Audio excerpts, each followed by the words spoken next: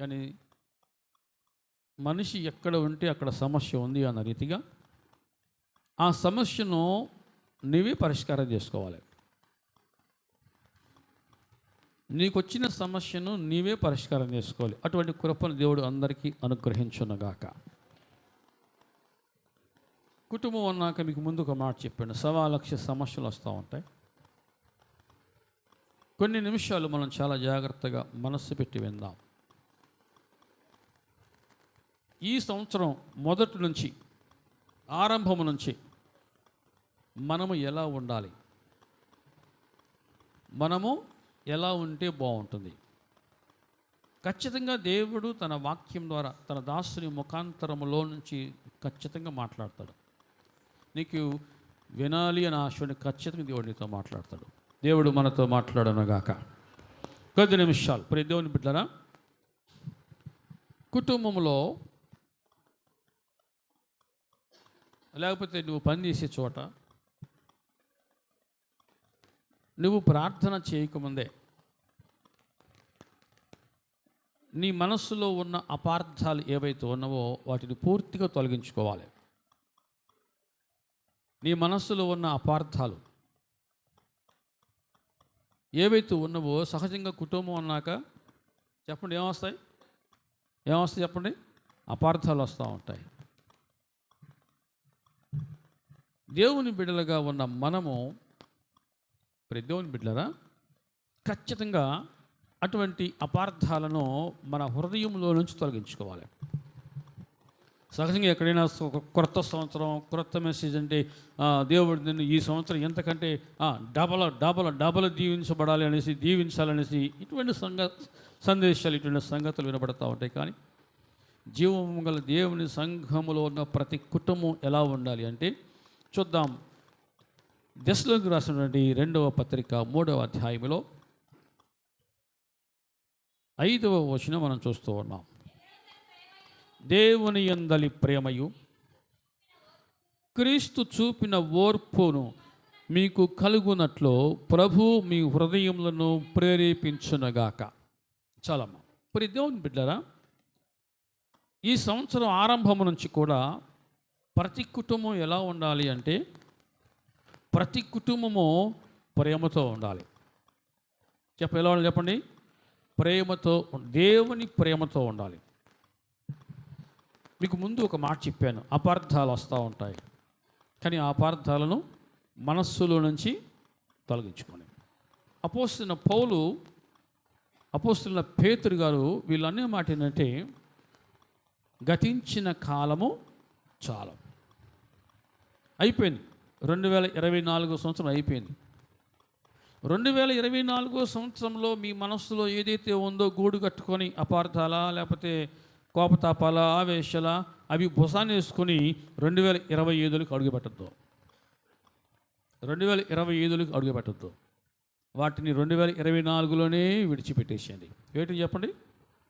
అపార్థాలు కావచ్చు, కోపతాపాలు, ఆవేశాలు, ద్వేషాలు, ఇవి దేవుని ప్రజలకు ఎంత మాత్రము తగినవి కావు. హ్యాపీ న్యూ ఇయర్ అనేసి కేకలేసి కేక్ కట్ చేసుకొని మళ్ళీ 1వ తారీఖు సాయంత్రం నుంచి మళ్ళీ తాగి తందనలాడి గొడవ చేసుకుంటూ కుటుంబం అల్లకల్లోలం చేసుకుంటూ ఆగం చేసుకుంటూ చాలామంది ఉన్నారు. ప్రతి దేవుని బిడ్డలారా, వారికి సరి అయిన గైడెన్స్ లేదు. కానీ దేవుడు మనకి ఎప్పటికప్పుడు గైడ్గా ఉన్నాడు, నడిపించువాడుగా, బోధించువాడుగా, హెచ్చరించువాడుగా ఉన్నాడు, నేర్పించేవాడుగా ఉన్నాడు. ప్రతి దేవుని బిడ్డరా, దేవుని యందలి ప్రేమతో ఉండండి, అపార్థాలతో కాదు. సహజంగా మనుషుల మధ్య, మనస్సుల మధ్య కొన్ని సమయాల్లో దూరం పెరుగుతూ ఉంటుంది. ఆ దూరాన్ని తగ్గించుకోండి,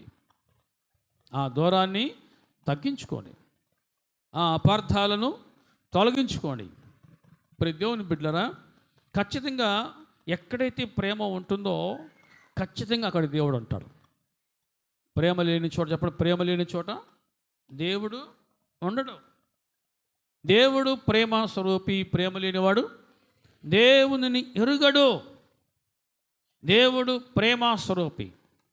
ప్రేమ లేనివాడు దేవునిని ఎరుగడు. నువ్వు ఎంత చప్పట్లు కొట్టినా, ఎంత చక్కగా పాట పాడినా నీలో ప్రేమ లేకపోతే నీలో అబద్ధమే ఉన్నట్టు, దేవుడు ఉన్నట్టు కాదు. ఇక్కడ మనం చూస్తున్నాం, ఇక్కడ 2 ప్రాముఖ్యమైన మాటలు మీకు జ్ఞాపకం చేస్తూ ఉన్నాను.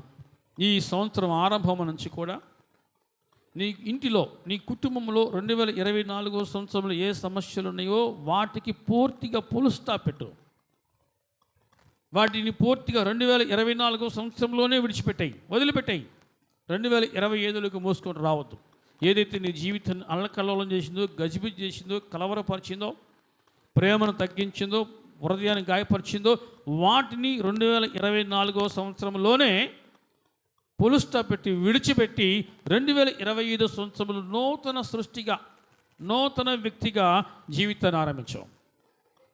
నూతన సృష్టిగా క్రీస్తు యేసునందు ఎన్నాడలా వాడు నూతన సృష్టిగా కొత్తగా చిగురించిన మొక్కలాగా అది పెరుగుతూ ఫలించే చెట్టు వలె, వృక్షం వలె నీవు నీ కుటుంబం ఉండనగాక.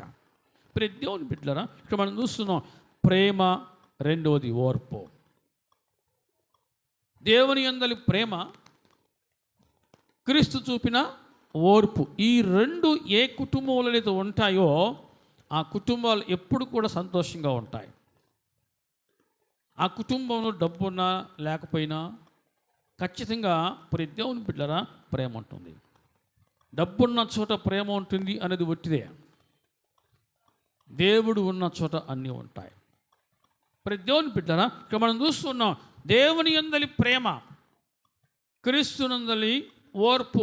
ఈ 2 ఎవరిలోనైతే ఉంటాయో వారి జీవితం ఎప్పుడు రుచిగా, మధురంగా ఉంటుంది. చేదుగా ఉండదు. చేదు అనుభవాలను దేవుడు మధురంగా మార్చేవాడు. బహుశా 2024 సంవత్సరంలో నీ జీవితంలో కొన్ని చేదు జ్ఞాపకాలు అలా మిగిలిపోతూ ఉండొచ్చు. కానీ 2025కి నా దేవుడు ఆ చేదు జ్ఞాపకాలను మధురముగా మార్చునగాక. మధురముగా మార్చే దేవుడు ఆయన. ప్రతి దేవుని బిడ్డరా, మారా అనుభవాన్ని మధురముగా మార్చే దేవుడు ఆయన. నీ మట్టుకు నీవు ఈ 2 కలిగి ఉంటే చాలు. కలిగి ఉన్నానా లేదా అనేది పరిశీలన చేసుకోవాలి. ఏంటిది? 1 ప్రేమ, 2 ఓర్పు. ఈనాడు అనేక సమస్యలకు ప్రధానమైన కారణాల్లో ఒక కారణం ఓర్పు లేకపోవటం, ఓర్పు లేనితనం. అది చాలా కొరతగా, చాలా వెలితిగా ఉంది కుటుంబాల్లో. ప్రతి దేవుని బిడ్డలారా, ఎన్ని కొత్త సంవత్సరాలు వచ్చినా, కొత్త నెలలు వచ్చినా జీవితంలో మార్పు లేకపోతే కదా అంతా వాటిదే. ఈ సంవత్సరాలు వస్తూ ఉంటాయి, పోతూ ఉంటాయి. ఇవి వస్తూ ఉంటే పోతూ ఉంటాయి. క్యాండిల్స్ వెలిగించినంత మాత్రం చేత కాదు కానీ నీ జీవితం వెలిగించబడాలి దేవుని వాక్యం చేత. దేవుని వాక్యం చేత నీ జీవితం వెలిగించబడితే ఖచ్చితంగా దేవుని వెలుగులో నీ జీవితం నడిపించబడుతూ ఉంటుంది. దేవుని మార్గములో, దేవుని వెలుగులో నువ్వు వర్ధిల్లుతూ ఉంటావు, వర్ధిల్లుదువుగాక. ప్రతి దేవుని బిడ్డరా, దేవుని యందలి ప్రేమతో ఉండండి, ఓర్పుతో ఉండండి. ఓర్చుకుంటే ఒక సామెత ఒకటి ఏం చెప్పండి, కోడిగుడ్డు. నిజమేనా? నిజంగా అంత ఓపిక ఉందా? అంత ఓర్పు ఉంది ఈనాడు చెప్పండి. ఈనాడు మనుషులకు కదా కుటుంబాల్లో ఎందుకు పెద్ద గొడవలు వస్తున్నాయి అంటే ఓర్పు లేకపోవటమే. ఓర్పు లేకపోవటం కుటుంబాల్లో ఇది ఒక తీవ్రమైన కొరత. ఏంటిది? ఓర్పు. చాలా కొరతగా ఉంది. బహుశా చేతిని డబ్బులు ఉంది, జేబుని డబ్బులు ఉన్నాయి, కానీ ఆ కుటుంబంలో ఓర్పు లేకపోతే అదంతా బట్టిదే. ఓర్పు అనేది ప్రతి దేవుని బిడ్డరా, అది దేవుడిచ్చే గొప్ప వరం. అది దేవుడిచ్చే గొప్ప వరం. అది నువ్వు ఓర్చుకుంటే ఖచ్చితంగా నువ్వు దీవించబడతావు. గుర్తుపెట్టుకో. నువ్వు ప్రేమ కలిగి ఉంటే ఖచ్చితంగా దీవించబడతావు. ప్రేమ కలిగి ఉంటే ఖచ్చితంగా దీవించబడతావు. ఓర్పు ఉంటే ఖచ్చితంగా నువ్వు దీవించబడతావు. ఎందుకంటే ఓర్చుకున్నవాడు ఎప్పటికైనా గెలుస్తాడు, ఓటమిని చూడడో. ఓర్పు ఉన్నవాని జీవితంలో ఓటమి లేదు. గుర్తుపెట్టుకు ఈ మాట. ఓర్పు లేకపోతే ఖచ్చితంగా ఓటమి పాలవుతావు. ఓటమి పాలైతే ఆశీర్వాదాలు కూడా నువ్వు మిస్ అయిపోతూ ఉంటావు. ఈ 2025 సంవత్సరము ఆరంభం నుంచి కూడా నీవు నీ కుటుంబంలో చూడాల్సింది, దేవునికి చూపించాల్సింది, తోటి వారికి చూపించాల్సింది తెలుసా? ప్రేమ, ఓర్పు. ప్రేమ, ఓర్పు నీ కుటుంబంలో కనబడాలి. ఇవి ప్రేమ లేనివాడు దేవునిని ఎరుగడు. ఓర్పు ఉంటే దేవుని బిడ్డరా, ప్రసంగి గ్రంథంలో ఒక మాట మనం చూస్తూ ఉన్నాం. ఓర్పు ఉంటే దానికి కలిగేటువంటి ఫలితం ఏంటి అని మనం ఆలోచన చేస్తే, ప్రసంగి గ్రంథంలో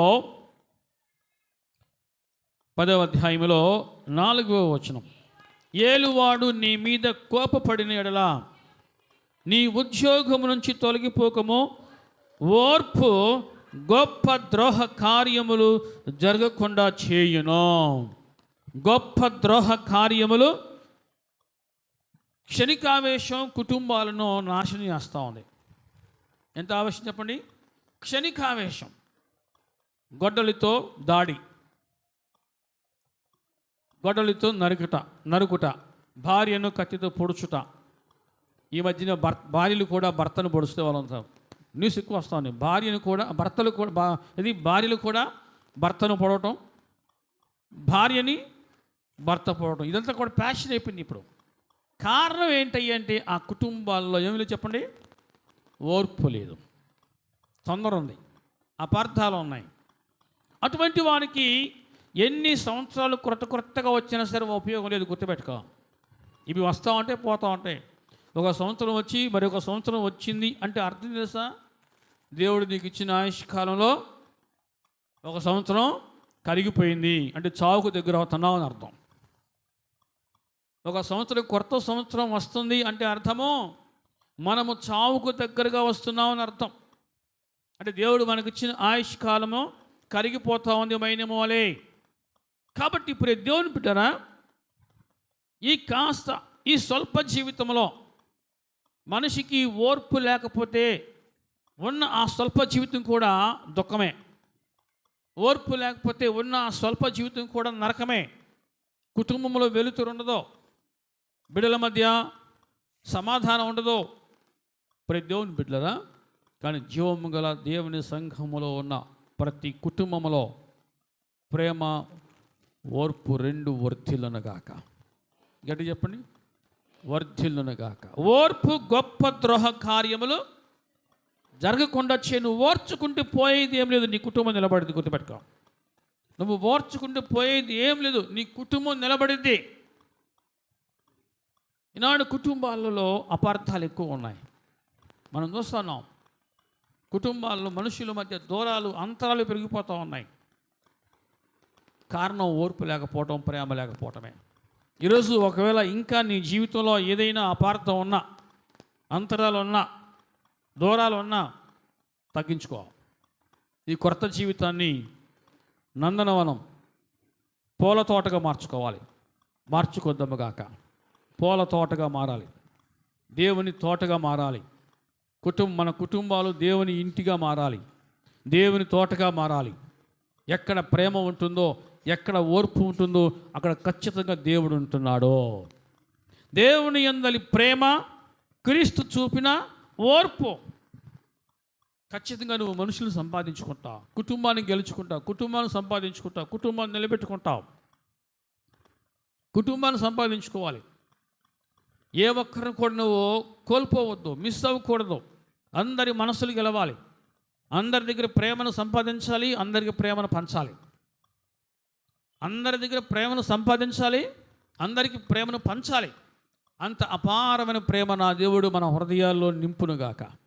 ప్రతి దేవుని బిడ్డరా, నేర్చుకోవాలి. శత్రువును ప్రేమించు అని ప్రభువు చెప్పాడు. అంటే ఎంత ఓర్పు చూడండి, అందులో ఎంత ఓర్పును చూడండి. శత్రువును ప్రేమించు. మీకు ఈ మధ్యన ఒక మాట చెప్పాను, మనం చనిపోయిన తర్వాత శత్రువు కూడా ఏడవాలంట. అట్లాంటి ప్రేమ మనం కలిగి ఉండాలి. యేసు ప్రభు వారిని సిలువలో ఎవరైతే మేకులతో కొట్టేశారో అటువంటి వారిలో ఒక సైనికుడు వచ్చి ఆయన చేసిన ప్రార్థన విని పశ్చాత్తాపడ్డాడు. ఈయన నిజముగా దేవుని కుమారుడు, పశ్చాత్తాపడ్డాడు. ప్రతి దేవుని బిడ్డరా, నువ్వు ప్రేమతో గెలువు, ప్రేమతో సాధించు, ప్రేమతో గెలవాలి. డబ్బులతో కాదు, లేకపోతే లెవెల్లో, స్థాయి, పరపతి, హోదాతో కాదు. నా కింద ఎవరైనా సరే అణిగిమని ఉండాలి అనే ఆలోచన కాదు. కానీ అందరితో ప్రతి దేవుని బిడ్డరా, నువ్వు ప్రేమగా మెలగాలి. నీ మాట వినగానే, నీ కుటుంబంలో నీ మాట వినగానే నీ తోటి వారికి, నీ ఇంటిలో ఉన్న ప్రతి ఒక్కరికి ధైర్యం రావాలి, ధైర్యం కలగాలి. నీ మాట వినగానే అంటే అటువంటి ప్రేమమూర్తిగా, అటువంటి ఆదర్శమూర్తిగా నీవు ఎదగాలి. పెద్ద మనిషిగా ఎదగాలి, పెద్ద మనసున్న మనిషిగా ఎదగాలి, విశాల మనసున్న మనిషిగా నీవు ఎదగాలి. ఆ విధంగా దేవుని ప్రేమను నీవు నీ కుటుంబంలో చూపించడం ఆరంభించి నీ తోటి వారికి అది పాకాలి, అది పాకునుగాక. దేవుని బిడ్డరా, ఓర్పు, ప్రేమ ఈ రెండు ఉండాలి. అంత మాత్రమే కాదు, మరి ఒక మాట మీకు జ్ఞాపకం చేస్తున్నాను. కీర్తనలు 133 కీర్తన చూస్తూ ఉన్నాం. 133 కీర్తన 1వ వచనం.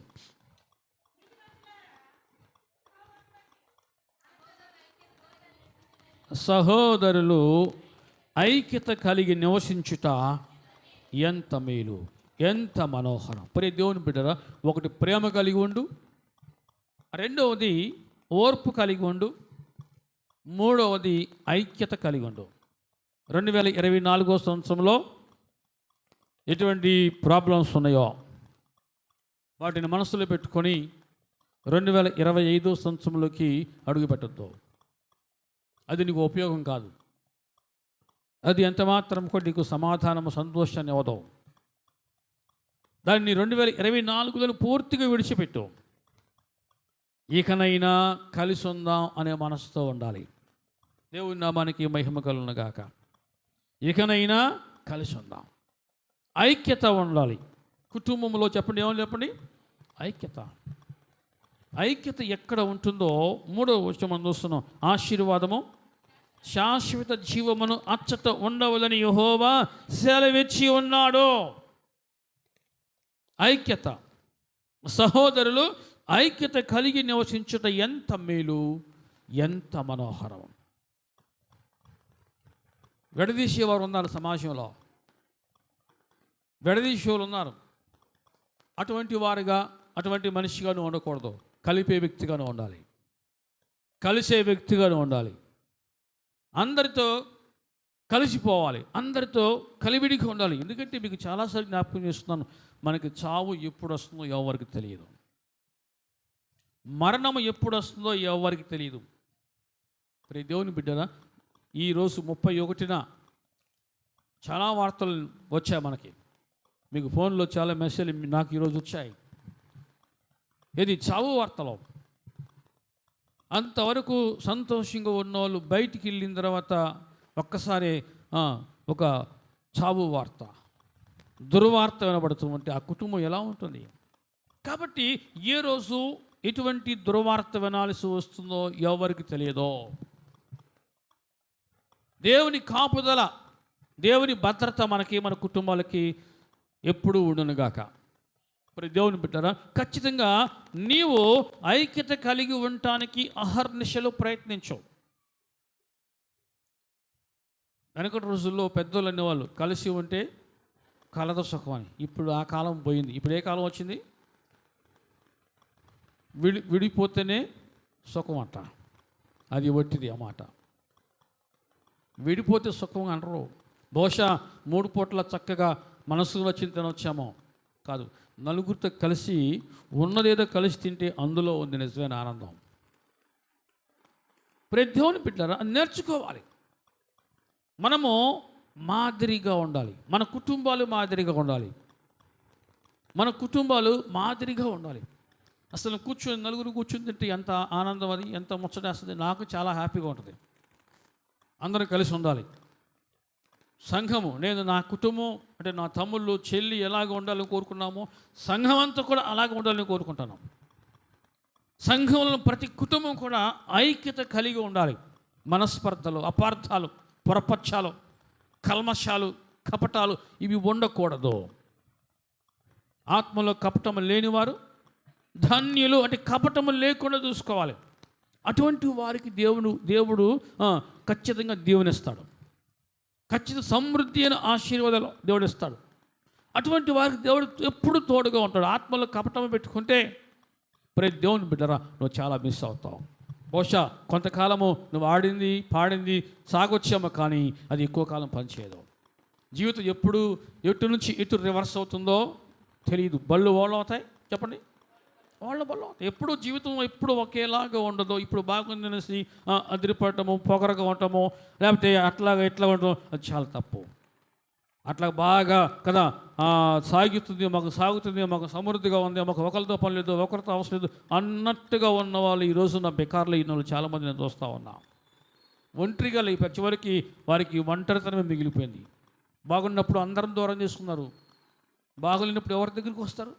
కాబట్టి ప్రతిదేవుని బిడ్డలారా, నీకు సమృద్ధిని దేవుడు ఇచ్చినప్పుడు నీ సమృద్ధిని బట్టి నలుగురిని దూరం చేసుకోవద్దు, నలుగురు సంపాదించుకో, నలుగురితో కలిసి ఉండు, ఐక్యతగా ఉండు, నీ కుటుంబం పటిష్టంగా ఉంటుంది. దేవుని నామానికి మహిమ కలుగునుగాక. సహోదరులు ఐక్యత కలిగి నివసించుట ఎంత మేలు, ఎంత మనోహరమో, అది ఎంత అందంగా ఉంటుందో ఐక్యత ఉంటే. ప్రతి దేవుని బిడ్డరా, ఆ విధంగా ఈ 2025 సంవత్సరం మొదటి రోజు నుంచి నీ కుటుంబంలో చెప్పండి ఏముండాలి? ఐక్యత ఉండాలి, ఐక్యత కలిగి ఉండాలి. అపోస్తలుడైన పౌలు ఫిలిప్పీ సంఘాన్ని రాస్తూ ఒక మాట చూస్తూ ఉన్నాం. అపోస్తలుడైన పౌలు గారు ఫిలిప్పీ సంఘానికి రాస్తూ ఒక మాట మాట్లాడుతూ ఇక్కడ చాలా చక్కటి మాట మనం చూస్తున్నాం. ప్రియ దేవుని బిడ్డలారా, 2వ అధ్యాయంలో 1 నుంచి చూద్దాం. కావున క్రీస్తునందు ఏ హెచ్చరికైనను, ప్రేమ వలన ఏ దుఃఖోపశమనమైనను, ఆత్మయందు ఏ సహవాసమైనను, ఏ దయారస వాత్సల్యములైనను ఉన్న ఎడల మీరు ఏక మనస్కులగునట్లు ఏక ప్రేమ కలిగి ఏక భావము గలవారుగా ఉండి ఒక్కదానిని మనస్కరించచ్చు నా సంతోషమును సంపూర్ణము చెడు. కక్ష చేతనేదను, వరదాతిశయం చేతనేను ఏమీయో చేయొద్దు. వినయమైన మనసు గలవారే ఒకరికంటే ఒకడు తనకంటే యోగ్యుడని ఎంచుకోండి. కక్ష లేకపోతే వృధాతిశయము, అహంకారము, పొగరుతో కాకుండా వినయ మనసుతో ఒకరినొకరు ఘనపరచుకోండి, గౌరవించుకోండి. ఏక మనస్సు, ఏక భావము కలిగి ఉండండి. ప్రతి దేవుని బిడ్డరా, ఆ విధంగా కుటుంబాలలో ఐక్యత కావాలి, ఐక్యత కలిగి ఉండాలి. ఐక్యత ఉన్న చోట చెప్పండి ఏముంది? ఆశీర్వాదము, శాశ్వత జీవం ఉన్నాయి. ఇప్పుడు యేసు గ్రంథంలో ఒక మాట ఉందంటే, మునుపటి కంటే అధికమైన మేలు మీకు కలుగుతుంది అని ఒక మాట ఉంది. మునుపటి కంటే అధికమైన మేలు ఎలా కలుగుతుంది? నువ్వు బాగుంటే కలిగిద్ది, వాక్యానికి అనుగుణంగా నడుచుకుంటే నీకు కలిగిద్ది. మునుపటి కంటే అధికమైన మేలు నీవు కలిగి ఉండాలంటే, నువ్వు సంపాదించుకోవాలంటే ఖచ్చితంగా నీవు వాక్యానికి కట్టుబడి లోబడి ఉండాలి. ప్రతి దేవుని బిడ్డలారా, ఐక్యతగా జీవించండి. ఒకవేళ ఐక్యత లేకుండా, సమాధానం లేకుండా నువ్వు ప్రార్థించినా సరే దేవుడు దానిని ఇష్టపడడు అని వాక్యం సెలవిస్తాం. ఎక్కడ నీ మాట చెప్పండి? మత్తయి సువార్తలో యేసు ప్రభువారు తన మొదటి ప్రసంగంలో మాట్లాడుతూ, ప్రియ దేవుని బిడ్డలారా, మత్తయి సువార్తలో ఇక్కడ 5వ అధ్యాయంలో 23 నుంచి చూద్దాం. కాబట్టి నీవు బలిపీఠమునొద్ద అర్పణము అర్పించుచుండగా నీ మీద నీ సహోదరునికి విరోధమేమైనను కలదని, నీ మీద నీ సహోదరునికి విరోధమేమైనను కలదని అక్కడ నీకు జ్ఞాపకము వస్తే, అక్కడ బలిపీఠము ఎదుటనే నీ అర్పణము విడిచిపెట్టు. చూడండి, కొన్ని విషయాలు చాలా కఠినంగా ఉంటాయి. నువ్వు లోబడితేనే అందులో ఎంత రుచి ఉంటుందో నీకు అర్థమైంది. చాలామంది ఈ వాక్యాన్ని విని ఇది మాకు చాలా కష్టంగా ఉంది, మేము ఆచరించడం గైకొనడం చాలా మాకు కష్టంగా ఉందనేసి అసలు చర్చిని మానేసిన వాళ్ళు కూడా చాలామంది ఉన్నారు. ఆ విధంగా దౌర్భాగ్యంలో దౌష్టత్యంలో మిగిలిపోయిన వారు ఉన్నారు. ప్రతి దేవుని బిడ్డలారా, ఖచ్చితంగా వాక్యానికి లోబడితే ఐక్యత కలిగి ఉండాల్సిందే. ప్రేమ ఉండాలి, చెప్పండి. ప్రేమ, ఓర్పు, ఐక్యత. అపార్థాలు ఉండకూడదు. కుటుంబంలో కావచ్చు, పనిచేసే చోట కావచ్చు, చాతనంత మట్టుకు శక్యమైతే సమస్త మనుషులతో మీరు సమాధానముగా ఉండండి. శక్యమైతే మీకు చేతనంత మట్టుకు అందరితో సమాధానముగా ఉండండి, ఐక్యత కలిగి ఉండండి, ఐక్యతగా కలిసి ఉండండి. ఎక్కడైతే ఉంటుందో ఐక్యత, అక్కడ ఆశీర్వాదము, శాశ్వత జీవం. ఖచ్చితంగా లోబడాల్సింది ఎవరైనా ఈ మాటకు. ప్రియ దేవుని బిడ్డరా, మరి ఒక మాట మీకు జ్ఞాపకం చేస్తూ ఉన్నాను. లూకాసు వార్తలో 1 మనం చూస్తున్న ప్రేమ, 2 ఓర్పు, 3 ఐక్యత, 4వది చూస్తున్నాం. లూకాసు వార్త 6వ అధ్యాయంలో 35వ వచనం.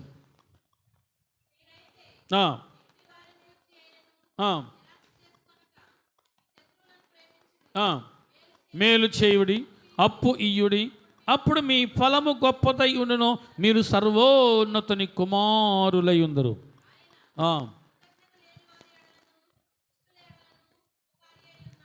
సాయము చేయండి. 4వ మాట మనం చూస్తున్నాం. 1 ప్రేమ కలిగి ఉండండి, ఓర్పు కలిగి ఉండండి, ఐక్యత కలిగి ఉండండి, సాయం చేయండి. సహాయం, మీ తోటి వారికి సహాయం చేయండి. సహాయం చేసే అవకాశం నీకు వచ్చినప్పుడు, సహాయం చేయగలిగే స్థితిలో నువ్వు ఉంటే ఖచ్చితంగా నీవు నీ చేతిని ముడుచుకోవద్దు. చెయ్యి చాపో. చాచిన నీ చేతిని నా దేవుడు నింపునుగాక. ముడుచుకుంటే కాదు, చెయ్యి చాస్తే. ప్రతి దేవుని బిడ్డలారా, దేవుడు నీకు అవకాశం ఇచ్చాడు. చెయ్యి చాచే అవకాశం నీకు ఇచ్చినప్పుడు ఖచ్చితంగా నువ్వు చెయ్యి చాచో. చెయ్యి బిగపడటం వల్ల ప్రతి దేవుని బిడ్డలారా 2025 కాదు, 2026 కూడా వస్తుంది, కానీ నీకు తృప్తి ఉండదు. ఇక మనం చూస్తున్నాం ప్రతి దేవుని బిడ్డలారా, మేలు చెయ్యుడి, 35వ వచనం, అప్పు ఇయ్యుడి, అప్పుడు మీ ఫలము దేవుడు నిన్ను అంతగా హెచ్చించునుగాక. మేలు చేసే అంతగా, అప్పు ఇచ్చే అంతకంటే, అప్పు తీసుకునే స్థాయి నుంచి అప్పు ఇచ్చే స్థాయికి నువ్వు ఎదుగునుగాక. ప్రతి దేవుని బిడ్డలారా, అది కూడా గొప్ప ఆశీర్వాదమే. నీకు సాయం చేయాలి అని మనసు ఉంటే ఖచ్చితంగా ముందు నీకు దేవుడు సాయం చేస్తాడు. నీకు సాయం చేయాలి అని మనసు నీకుంటే ఖచ్చితంగా దేవుడు నీకు ముందు సాయం చేస్తాడు. అది ఏ రూపంలో వస్తే నీకు దేవుడికి సాయం చేస్తాడు. కాబట్టి సహాయం చేయటము ఈ 2025 నుంచి ఆరంభించుకో.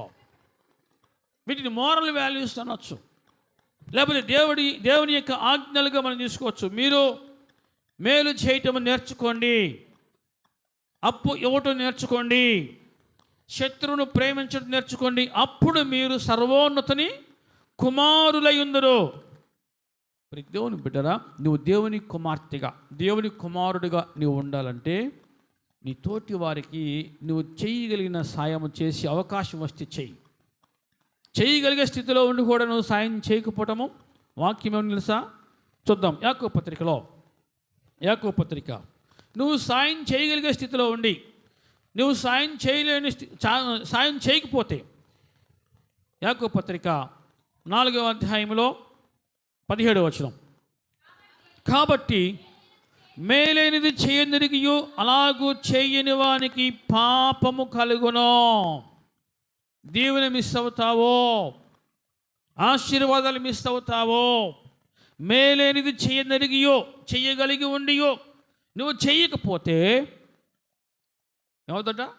పాపము కలుగును. ఎంత కఠినంగా ఉంచండి ఈ మాట. పాపము కలుగును. నువ్వు సాయం చేయగలిగి ఉండి, ఎరిగి ఉండి, దేవుడికి అంత సమృద్ధిని ఇచ్చినప్పుడు తర్వాత కూడా నువ్వు చేయకపోతే, నువ్వు నీ చేతిని ముడుచుకుంటే దేవుడు నీ చేతిని ఎప్పుడు అలాగే ఉంచుతాడు. ఎలా ఉంచుతాడు? ముడిచే ఉంచుతాడు. నువ్వు నీ చేతిని చాపితే దేవుడు ఇంకా నీకు ఇస్తాడు. నమ్మినవారు చెప్పండి గట్టిగా హల్లెలూయా. నమ్మినవారు గట్టిగా హల్లెలూయా. సాయం చేయండి. మరి ఒక మాట చెప్పుకుందాం. ప్రియ దేవుని బిడ్డరా, 6వ అధ్యాయంలో 38వ వచనం, క్షమించుడి. లూకాసు వార్త 6:38 ఉంది. అప్పుడు మీరు క్షమించబడతారు. క్షమాపణ కలిగి ఉండండి. క్షమించుడి, అప్పుడు మీరు క్షమించబడతారు. ఖచ్చితంగా ఎక్కడైతే క్షమాపణ ఉంటుందో ఖచ్చితంగా అక్కడ దేవుని యొక్క ఆశీర్వాదము ఉంటుంది. నువ్వు పొందుకుంటావు. నీవు నీ జీవితంలో ఎవరినైనా కనీసం ఒక్కరినైనా నేను క్షమించాను అని చెప్పుకోవడానికి ఏదైనా అవకాశం ఉందా? నేను క్షమించాను. నువ్వు క్షమించే స్థాయికి ఎదగాలి, ఎదుగుదువుగాక. నేను క్షమించను, చావు నేను చస్తాను కానీ నేను క్షమించను, నేను మర్చిపోను అని నువ్వు కడుపులో పెట్టుకొని 2025 సంవత్సరం అడుగు పెడితే ఉపయోగం లేదు. క్షమించు. నువ్వు ప్రార్థన చేయనప్పుడు ఖచ్చితంగా వారిని నీవు నీ మనస్సులో క్షమించాలి. దేవుని నామానికి మహిమ కలుగునుగాక. నీ కుటుంబంలో నీవు క్షమించే గుణం కలిగి ఉంటే ఖచ్చితంగా నీ బిడ్డలు కూడా నేర్చుకుంటారు. ఆ విధంగా నీ మనసు పెద్దదవుతుంది. పెద్ద మనసు కలిగి ఉంటావు.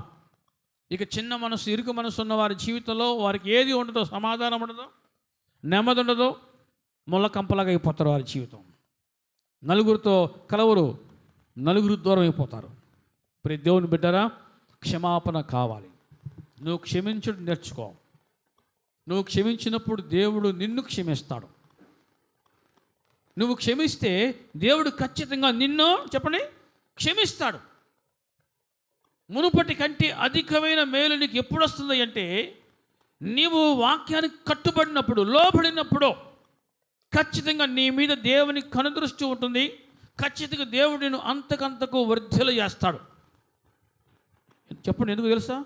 నీలో క్షమాపణ ఉంది కాబట్టి, క్షమించే మనసు ఉంది కాబట్టి. ప్రతి దేవుని బిడ్డరా, క్షమాపణ కలిగి ఉండడం నేర్చుకోండి, క్షమించడం నేర్చుకోండి. యేసు ప్రభువారు సిలువలో వేలాడుతూ కదా ఏమని ప్రార్థన చేశారు? తండ్రి, వీరేమి చేయుచున్నారో వీరికి తెలియదయ్యా, వీరు ఎరుగరు, వీరిని క్షమించు అని చెప్పాడు. ఎవరైతే ఆయన చావు కోసం చూశారో, ఎవరైతే ఆయన రక్తాన్ని చూశారో వారి కోసమే ఆ ప్రభువు ప్రార్థించాడు. వీరిని క్షమించయ్యా, వీరేం చేస్తున్నారో వీరికి తెలియదయ్యని. అంత పెద్ద మనసు దేవుడు మనందరికీ అనుగ్రహించునుగాక. గొసగొసలో గూడు పుటానీలు ఇవి దేవుని బిడ్డలకు చెప్పండి మంచివి కాదు, మంచిది కాదు. ప్రతి దేవుని బిడ్డలు నీకు విరోధం ఏమైనా ఉంటే, నీ మీద ఎవరికైనా ఉంటే, పోనీ నీకు ఎవరి మీద ఉంటే ఖచ్చితంగా వెంటనే నీ హృదయంలో ఉద్భవించాల్సింది, మొలవాల్సింది క్షమాపణ. క్షమాపణ. నువ్వు క్షమించే అంత పెద్ద మనసు కలిగి ఉంటే ఖచ్చితంగా దేవుడిని అంతగా దీవిస్తాడు. అంటే వయసుతో పాటు పెద్దరికం పెరగాలి.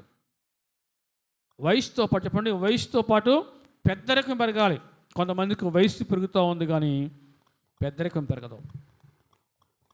నీకు పెద్దరికం పెరిగితే నీకు గౌరవం వస్తుంది. చెప్పండి, నీకు గౌరవం ఉంటుంది. పెద్దరికం పెరగలేకపోతే, నీ మనసు చిన్న మనసు అయితే ఉన్న పెద్దరికం కాస్త పోతుంది, తగ్గిపోతూ ఉంటుంది. ఖచ్చితంగా నువ్వు పెద్ద మనిషిగా నీవు నీ కుటుంబంలో ఉండాలి.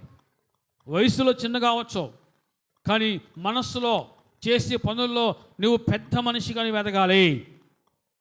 దేవుడు అంతగా నిన్ను హెచ్చించునుగాక. క్షమాపణ, అది క్షమాగుణం ఉంటేనే అది నీకు సాధ్యము. క్షమాగుణం ఉంటేనే అది నీకు సాధ్యము. ప్రతి దేవుని బిడ్డలారా, ఈరోజు ఎంతమందిలో అటువంటి మనసు ఉంది? ఏ మనసు? క్షమాగుణం. అది దేవుడిచ్చే వరం. అది దాన్ని మిస్ అవ్వద్దు. చనిపోయిన తర్వాత ఓ నాన్న, ఓ అమ్మ, ఓ అత్త, ఓ కూతుర, ఓ కోడల అని ఎంత ఏడ్చినా కదా రారు వాళ్ళు రారు. బ్రతికి ఉండగా ఒకరినొకరు క్షమించుకోండి, ప్రేమించుకోండి. ప్రేమ కలిగి ఉండండి, ఓర్పు కలిగి ఉండండి, ఐక్యత కలిగి ఉండండి, సాయం చేసే గుణం కలిగి ఉండండి. క్షమాగుణం, క్షమించడం నేర్చుకోండి. ప్రతి దేవుని బిడ్డలారా, ఆ విధంగా ఎవరైతే ఉంటారో ఖచ్చితంగా వారు ఎదుగుతారు. అంత మాత్రమే కాదు, ప్రార్థన కలిగి ఉండండి. కుటుంబంలో ఖచ్చితంగా ప్రార్థన కావాలి. ప్రార్థన కలిగి ఉండండి. ఇవి వినటానికి చాలా చిన్న చిన్న మాటలుగా ఉంటాయి, కానీ నువ్వు చేస్తే అందులో ఎంత లోతు ఉందో, ఎంత బలం ఉందో నీకు అర్థమైంది. ఈరోజు ఆరంభం నుంచి మరలా డిసెంబర్ వచ్చే వరకు చెప్పండి, ప్రతిదినము నీ కుటుంబంలో ప్రార్థన ఉండాలి. ఒక తీర్మానం చేసుకోండి. 2024 అయిపోయింది. ఒకరోజు చేసావు, వారం మానేసావు. ఒకరోజు చేసావు, 2 వారాలు ప్రార్థన చేయడం మానేసావు. అదే కుదరలేదు, తీరిక లేదు, అసలు టైం లేదు, ఏదో సాకులు చెప్పి అయిపోయింది. నువ్వు ప్రార్థన చేసినా చేయకపోయినా దేవుడు 2024లో నిన్ను కాపాడాడు, సంరక్షించాడు. కొన్నిటి ద్వారా నేను హెచ్చరించాడు, గద్దించాడు. 2025లో మేలుకో, గ్రహింపు తెచ్చుకో.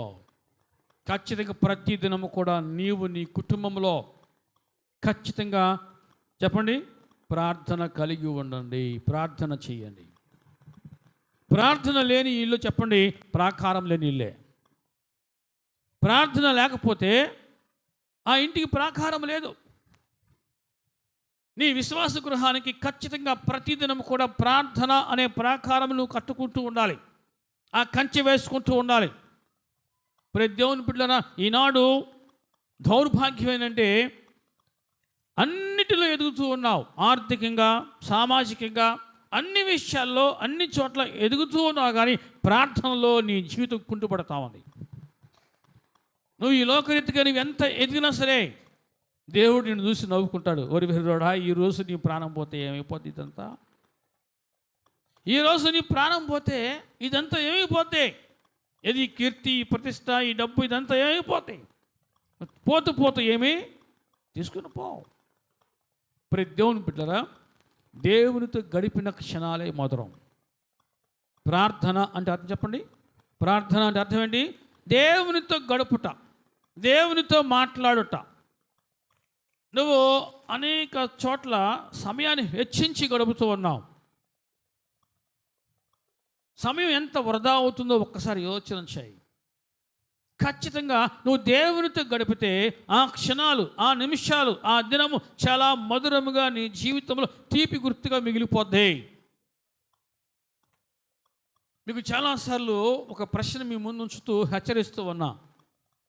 ఏంటి ఆ ప్రశ్న అంటే, ఈరోజు నువ్వు చనిపోతే దేవుని యొద్దకు వెళతాను అనే నమ్మకం నీకుందా అని. ఈరోజు చనిపోతే దేవుని యొద్దకు వెళతాను అనే నమ్మకం ఉందా? ఇదేనన్నయ్య, కొత్త సంవత్సరం, కొత్త రోజు, మొదటి రోజునే చావా, దాని గురించేనా మీరు చెప్పేదని అనుకోవచ్చు. ప్రతి దేవుని బిడ్డారా, ఖచ్చితంగా అది మనకు గుర్తుండాలి. ఏది? చావు. చావు గుర్తుంటే దేవుని యందు భయం ఉంటుంది, దేవుడంటే భయం ఉంటుంది. చావు మర్చిపోతే దేవుడంటే భయం తగ్గిద్ది, అహంకారం పొగరెక్కువ అవుతాయి. అహంకారం ఇవ్వబడి ఏం తగ్గిద్దా? ఆపదలు వస్తాయి. పడిపోటుకు ముందు అహంకారం మనసు నడుచును. ఒక మనిషి అహంకారంతో, అతిశయంతో, పొగరుతో ఉన్నాడు అంటే ఆ మనిషి తన జీవితంలోకి ఆపదలు ఆహ్వానిస్తున్నాడు, ఆపదలు ఆహ్వానిస్తూ ఉన్నాడు. ప్రతి దేవుని బిడ్డలారా, ఆపద కావాలంటే ప్రార్థన చేయడం మానేయి. ఆపదొద్దు మాకు అంటే ఖచ్చితంగా ప్రతి దినమో ప్రార్థన చేయి. అర్థమవుతుంది అన్న వాళ్ళు చెప్పండి హల్లెలూయా, హల్లెలూయా. ఆపద కావాలి అంటే ప్రార్థన చేయటం మానేయి. మాకు ఆపదలొద్దు అయ్యా, నీ కాపుదల, నీ భద్రత మాకు కావాలి అంటే ప్రతిదినము కూడా నువ్వు ప్రార్థన చేయి. నీ ప్రార్థన నీ కుటుంబానికి, నీ బిడ్డలకు, నీ భర్తకు, నీ భార్యకు కావలిగా, భద్రతగా ఉండాలి, ఉంటుంది, ఉండునుగాక. నువ్వు ప్రార్థన చేయకపోతే నిర్లక్ష్యం నిండు ప్రాణాన్ని బలిదీసినట్టుగా నీ జీవితంలో నిర్లక్ష్యం ఉంటుందంటే ఖచ్చితంగా నువ్వు ఆ రోజు ఆత్మలో నువ్వు పడిపోయినట్లెక్క, చనిపోయినట్లెక్క, ఆత్మలో నువ్వు చనిపోయినట్టే. ప్రతి దేవుని బిడ్డరా, ప్రతిదినము కూడా విసుగక నిత్యము ప్రార్థన చేయండి. లోకసువార్త 18వ అధ్యాయంలో 1వ వచనం ఈ మాట చూస్తున్నాం. విసుగక నిత్యము ప్రార్థన చేయండి. ఈ 2025 ఆరంభం నుంచి, ఈ 2025 ఆరంభం నుంచి ఒక తీర్మానం చేసుకుందాం. చెప్పండి, ఏంటో తీర్మానం? ఖచ్చితంగా ఈ రోజు నుంచి నా కుటుంబంలో ప్రార్థన పెట్టుకోవాలి. నా బిడ్డలు, నా కుటుంబం, నేను, నా భర్త కూర్చొని ప్రార్థన చేసుకోవాలి. ఒక తీర్మానంతో మనం ఇక్కడ నుంచి వెళ్దాం. నువ్వు ప్రార్థన చేస్తే ఖచ్చితంగా దేవుడు అక్కడికి దిగొస్తాడు. ప్రార్థన ఉంటే ఖచ్చితంగా ఆయన అక్కడ ఉంటాడు. ప్రభువు వాగ్దానం ఇచ్చాడు, ఎక్కడైతే 2 3 చెప్పండి నా నామం మంది ఏకీభవించి ఉంటారో వారి మధ్య నేను ఉంటాను. వారు అడిగింది నేను ఇస్తా, వారికి అనుగ్రహించబడను. ప్రార్థన చేయండి. 2024లో నువ్వు ఎలా గడిపావో అయిపోయింది. గతించిన కాలము చాలు, నటించిన నటన చాలు. ఇక నుంచి వాస్తవంలోకి రండి, నిజ జీవితంలోకి రండి. ఇంతవరకు ఏం మిస్ అయ్యావో, ఏం కోల్పోయావో అది నువ్వు మరలా తిరిగి పొందుకోవాలి. ఏం మిస్ అయ్యావు, ఏం కోల్పోయావు? ప్రార్థనా జీవితం, ఆత్మీయ జీవితం కోల్పోయావు. దాన్ని సంపూర్తిగా నువ్వు సాధించుకోవాలి. సంపూర్తిగా సాధించుకో. దేనిని? ప్రార్థనా జీవితం, ఆత్మీయ జీవితం. దాన్ని నువ్వు తిరిగి సంపాదించుకుంటే తప్ప నువ్వు దేవుని ఎదుట నీవు అందంగా ఉండవు, కనబడవు. ఈ లోకరీతిగా అందం అనేది నశించిపోద్ది, గతించిపోద్ది. కానీ నీ ఆత్మ దేవునికి అందంగా కనబడాలి. నీ హృదయము, నీ ఆత్మీయ జీవితము దేవునికి అందముగా కనబడాలి. ప్రతి దేవుని బిడ్డలారా, ఖచ్చితంగా నిత్యము విసుగక చెప్పండి ప్రార్థన చేయి. విసుక్కోవద్దు. దేవుడు ఆలస్యం చేస్తా అనుకోవద్దు. దేవుడు ఎప్పటికీ ఆలస్యం చేయడు. నిర్ణయ కాలం వచ్చే వరకు ఆయన అలా వెయిట్ చేస్తాడు అంతే. ఆల్రెడీ ఈ prepared everything. He has planning for everything. మన జీవితంలో ఆయన ఎన్ని రకాలుగా ప్రణాళిక కలిగి ఉండాలో అన్ని రకాలుగా ఆయన ముందే మన జీవితం పట్ల, మన కుటుంబం పట్ల ఒక ప్రత్యేకమైన ప్రణాళిక కలిగి ఉన్నాడు. ప్రతి దేవుని బిడ్డరా, దేవుడిని మర్చిపోయాడు అనుకోవద్దు. ఖచ్చితంగా టైం వస్తుంది, నిర్ణయ కాలము, ఒక ప్రణాళిక, ఒక టైం ఆయన నిర్ణయించాడు. ఆ టైం వచ్చేవారు మనం తొందరపడకూడదు. వెయిట్ అండ్ సీ, నిరీక్షించు. ప్రతి దేవుని బిడ్డరా, దేవుడు ఎవరికి అన్యాయం చేయడు. ఖచ్చితంగా నీ ఆశ భంగము కానేరదు. ఖచ్చితంగా నీకు మంచి రోజులు వస్తాయి. అనుకున్న వాటికంటే, ఊహించు వాటికంటే నువ్వు అధికముగా, అత్యధికంగా నువ్వు పొందుకుందువుగాక. ప్రతి దేవుని బిడ్డలారా, ప్రార్థన చేయి. నిత్యము ప్రార్థన చేయి. నిత్యము ప్రార్థన చేయి. నిత్యం మానక విసుకక ప్రార్థన చేయి. ఖచ్చితంగా నువ్వు పొలం వెళ్ళినా ప్రార్థన చేయి, ఆటో తోలుతున్న ప్రార్థన చేయి, వాహనం తోలుతున్న ప్రార్థన చేయి. దేవుడు నీకు సమృద్ధినిస్తాడు. నీకు సమృద్ధినిస్తాడు. ఈరోజు లేదు అని అనుకుంటావేమో, కానీ ఆ రోజు ఉంది అని దేవుడు నీకు చూపిస్తాడు. ఈరోజు అసలు నాకు తోలకం లేదు అనుకోవద్దు. నువ్వు ప్రార్థన చేసి బయలుదేరు. ఆటో అయినా, వాహనం అయినా, ఇంకా ఏదైనా సరే ప్రార్థన చేసి ఆ దినం ఆరంభించు. దేవుడు ఖచ్చితంగా లేని దగ్గర చేపలు విస్తారంగా రప్పించిన రీతిగా నా దేవుడు నీ జీవితంలో విస్తారమైన ఆశీర్వాదాలు రప్పించునుగాక, కుమ్మరించునుగాక. నువ్వు ప్రార్థన చేయి. దేవుడు నన్ను చూడలేదేమో, ఎందుకు ఆలస్యం చేస్తావు అనుకోవద్దు. నీ మట్టుకు నీవు నమ్మకంగా ఉన్నావా లేదా అనేది వచ్చిన చేయి. నమ్మకమైన వానికి దీవెనలు మెండుగా ఉంటాయి, మెండుగా కలుగునప్పుడు దేవుని బిడ్డలారా, ఖచ్చితంగా నీవు ఆ విధంగా వృద్ధిలో దేవునికి నమ్మకంగా ఉండు. ప్రతిదినము ప్రార్థన చేయి. విరిగి నలిగిన మనసుతో ప్రార్థన చేసేవారంటే దేవునికి ఇష్టము. కాలం మన కోసం ఆగదు. ఇప్పుడు ఈ నెల వచ్చేసింది, ఇంకొద్ది రోజులు పోతే ఇది పోతే ఫిబ్రవరి వస్తుంది, మార్చి వస్తుంది, ఏప్రిల్ వస్తుంది. నెలలు మారుతూ ఉంటాయి. సంవత్సరం బట్టి సంవత్సరము వస్తూ ఉంటుంది, పోతూ ఉంటుంది. మన జీవితంలో వాక్యానికి అనుగుణంగా మార్పు లేకపోతే అంతా ఒకటిదే. సంవత్సరం ఇలా వస్తుంది, పొలకరిస్తూ ఉంది, పోతూ ఉంది. ఏమో ఎక్కడ పడితే అక్కడ సునామీలు, భూకంపములు, వరదలు, కరువులు, ఎన్ని రకాలుగా భూమి మీద కదా వెలయతానం చేస్తూ ఉన్నాయో. ప్రతి దేవుని బిడ్డరా, ఇవన్నీ వస్తూ ఉంటే పోతావు. నీవు నీ ఆత్మీయ జీవితాన్ని కట్టుకుంటున్నావా లేదా? ఈ రోజు నుంచి నీవు నీ ఆత్మీయ జీవితం పట్ల ప్రత్యేకమైన స్థిరత చూపించవు. ప్రార్థనలో నలుగు, ఎదుగు. ఖచ్చితంగా దేవుడు నీకు ఏది అవసరమో అది నీ ప్రతి అవసరాన్ని తీరుస్తాడు. తీర్చడానికి ఆయన సమర్థుడు, తీర్చబడునుగాక. ప్రతి దేవుని బిడ్డరా, మరి ఒక మాట చెప్పు ముగించుకుందాం. ఫిలిప్పీయులకు రాసిన పత్రిక 4వ అధ్యాయంలో 4వ వచనం,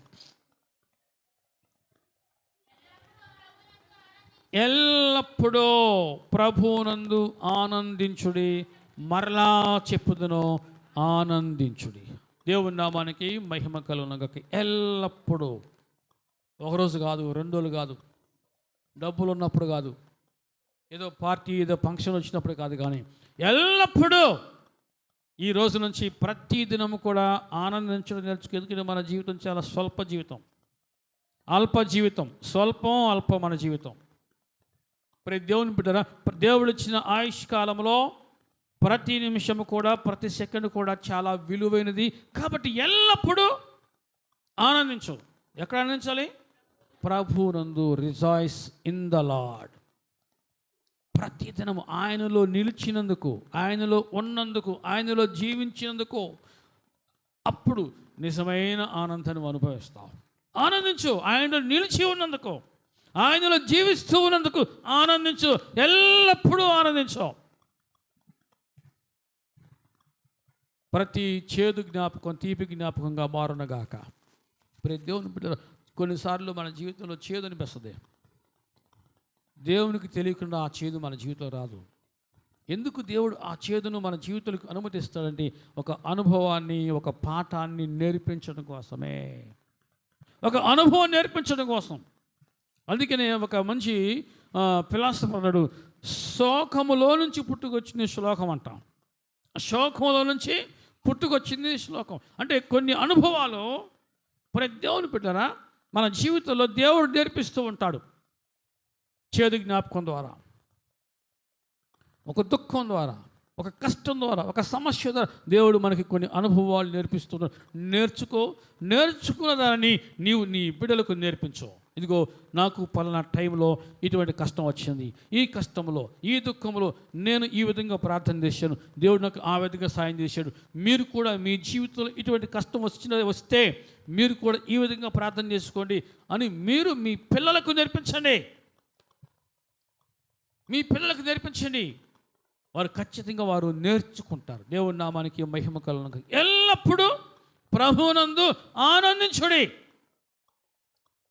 ఆయన ఎప్పుడు మీతో ఉంటాడు. మీ ప్రతి ఆనందంలో ఆయన మీతో ఉంటాడు. మీరు ఆనందించటమే ఆయనకు ఆనందం. మీరు ఆనందించటమే ఆయనకు ఆనందం. ప్రతి దేవుని బిడ్డలారా, అర్థమవుతుంది అన్నాను. వాళ్ళు చెప్పండి హల్లెలూయా.